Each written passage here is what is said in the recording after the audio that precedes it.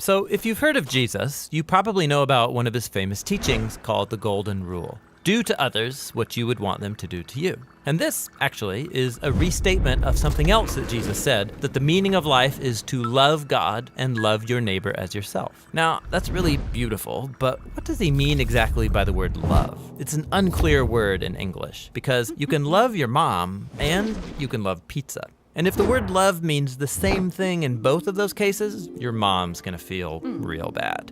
So what did Jesus mean in his language? Well, first of all, this love your neighbor phrase is a quotation from the Hebrew scriptures, where the word for love is ahava. However, the language Jesus spoke and taught in from day to day, it was a cousin language of Hebrew, that is Aramaic, in which the word for love is rachma. But then, as Jesus' followers spread his teachings around the world, they translated them into Greek, using the word agape.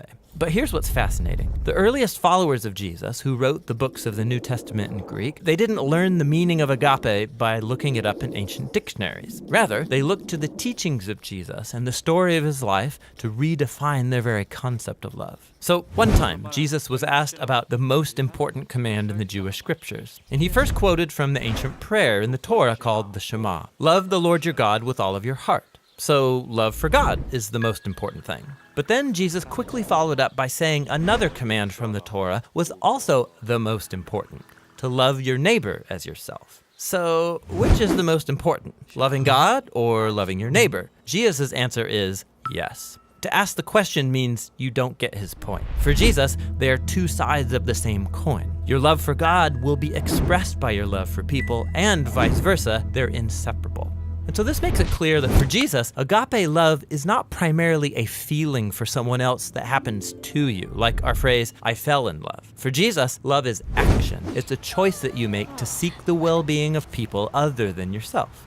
Jesus also went on to teach that genuine love for God and others means seeking people's well-being without expecting anything in return, especially from people who are in difficult situations, who can't repay you even if they wanted to. According to Jesus, this kind of generous love reflects the very heartbeat of God. And he took this even further. Jesus said that the ultimate standard of authentic love is how well you treat the person that you can't stand. Or in his words, you shall love your enemy and do good to them, expecting nothing in return.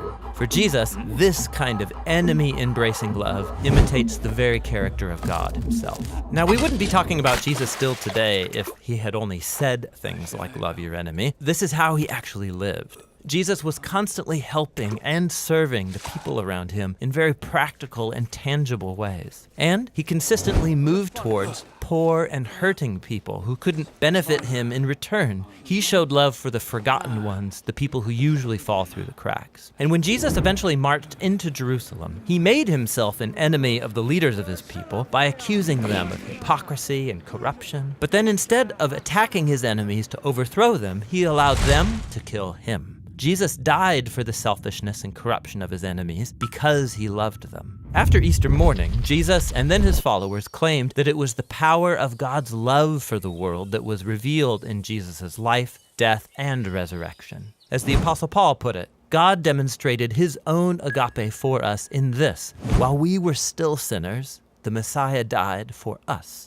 Or in the words of the Apostle John, God's own agape was revealed when he sent his one and only Son into the world so that through him we could have life. And for John, then, this leads naturally to the conclusion, beloved ones, if that's how God has loved us, then we ought to show love for one another. So Christian faith involves trusting that at the center of the universe is a being overflowing with love for his world, which means that the purpose of human existence is to receive this love that has come to us in Jesus and then to give it back out to others, creating an ecosystem of others-focused, self-giving love. And that's the New Testament meaning of agape love.